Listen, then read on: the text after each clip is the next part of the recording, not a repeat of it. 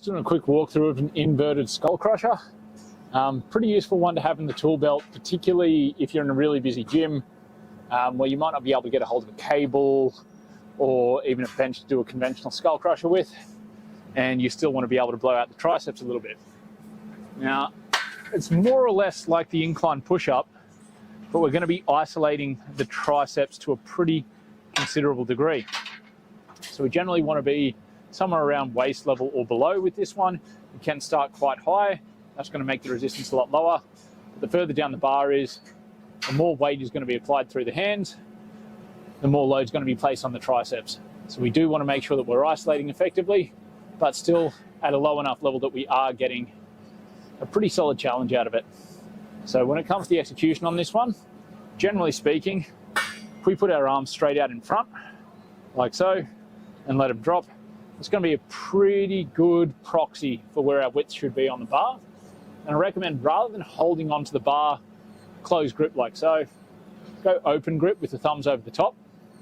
It's going to let us press through the heel of the hand. We're going to take the wrist and the forearm out of it in a big way, because we're trying to get the triceps here. We're not trying to get everything else. So up nice and tall from here. A little bit of bend at the waist is fine, but we want to start really extended arms. We want to, without really moving at the shoulder all that much, drop down, down, down, and getting our contact to the bar and pressing away. Now, they are called Skullcrushers. Traditionally, you'll often see people going forehead to the bar. Not a big fan of it, because I think it robs us of a lot of potential range of motion. Instead, I prefer to go for the collarbone. So arguably, we could call this a guillotine instead, but that's just the naming convention. And we're really pressing through the heel of that hand into the bar to extend that elbow. And if you see at the bottom here, my arm is fully bent, like my bicep and forearm are pressed firmly up against each other.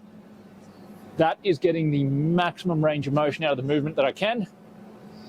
That's going to be really good, because generally muscle is most receptive to a growth stimulus under full stretch.